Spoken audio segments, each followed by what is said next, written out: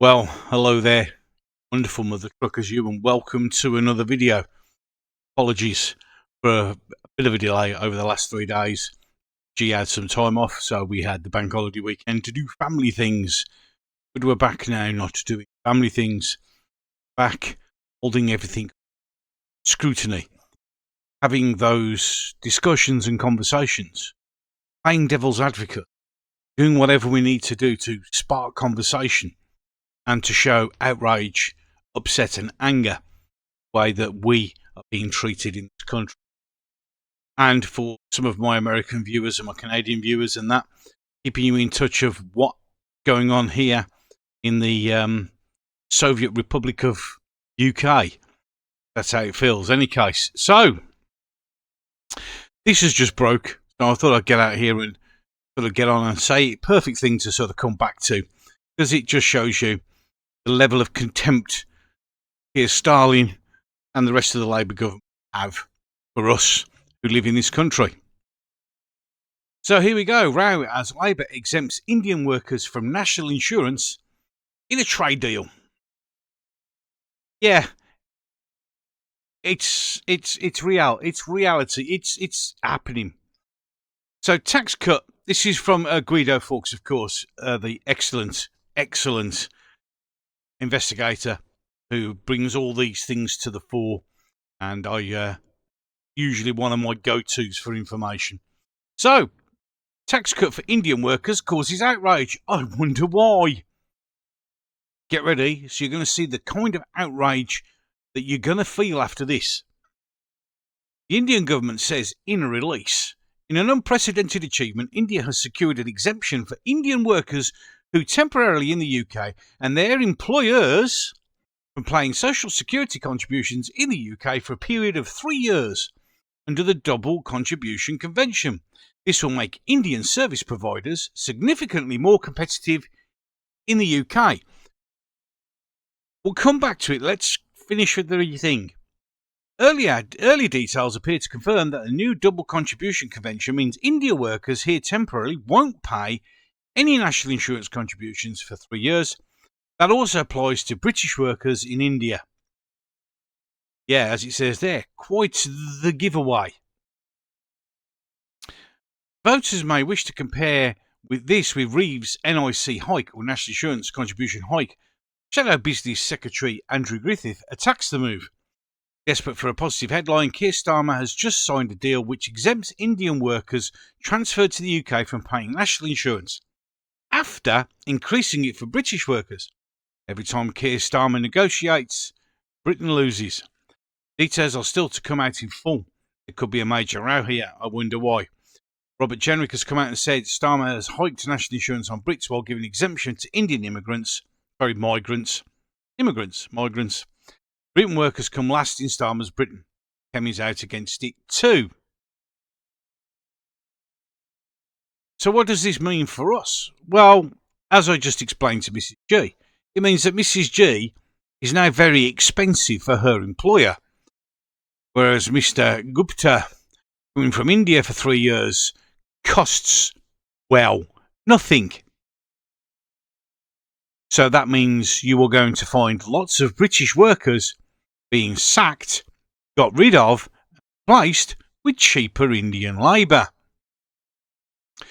And that's going to work so well. Now, someone will say it's only 3 years. Well, you see, 3 years is true. And then they leave after 3 years and they get another one for 3 years. This makes the rich richer, makes companies richer, punishes British indigenous workers, lowers wages, lowers employment standards, and everything is good. And also remember that when they come here temporarily on those 3 years where they don't have to pay national insurance, under Labour's new employment law, they'll be entitled to everything, including 6 months full paid sick leave. Yeah, but of course it's a great idea, isn't it? Absolutely fantastic. Couldn't get any better. Needless to say that Rupert Lowe himself, the machine that he is, has already gone for the Chancellor and asking for clarification. So let's just read the letter he's just put out. Dear Chancellor, I am writing to request urgent clarification regarding the reported clause within the UK-India trade agreement, which will exempt Indian nationals temporarily living and working in the UK from paying national insurance contributions for up to 3 years.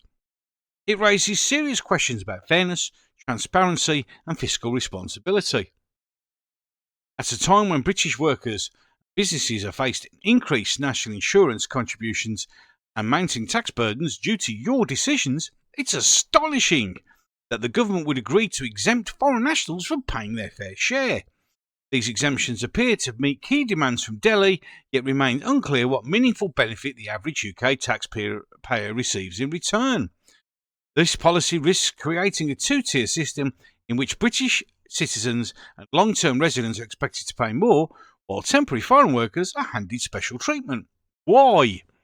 I therefore ask urgently you provide the full estimate of number of Indian workers this exemption is expected to apply to annually, the projected loss in national insurance revenue resulting from this agreement, detailed explanation of how this arrangement benefits the British taxpayer, commitment to a parliamentary vote on the deal and the provisions within it.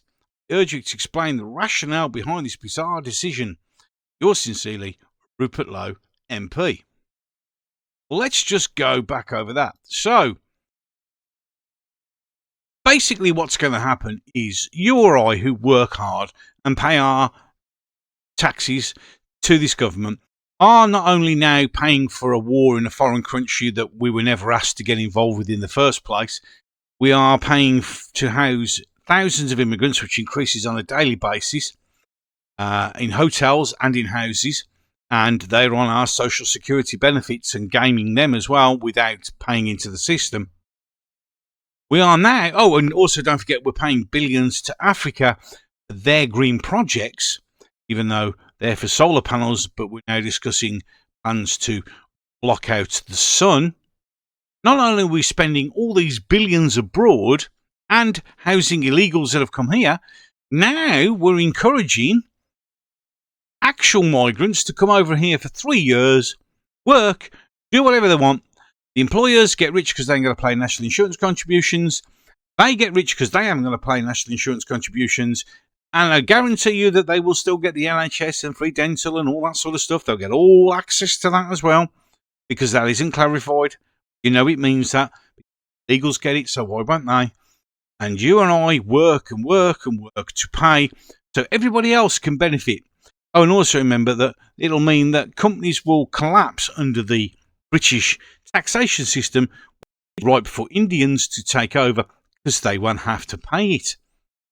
But of course, this is just another reason and another example how much Keir Starmer and the Labour government hate the indigenous population of the country they're supposed to represent. Literally beyond it.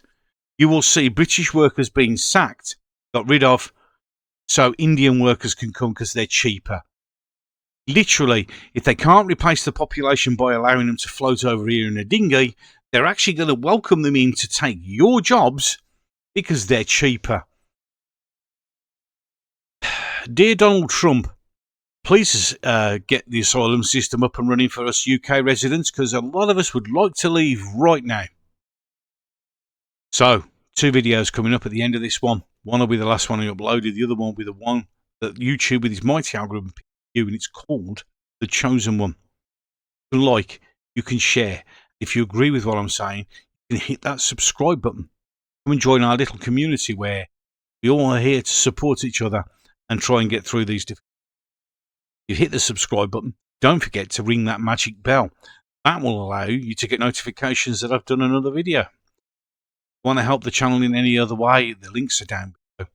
That I am done. So, until the next one. Maybe it's an arrow at the bottom.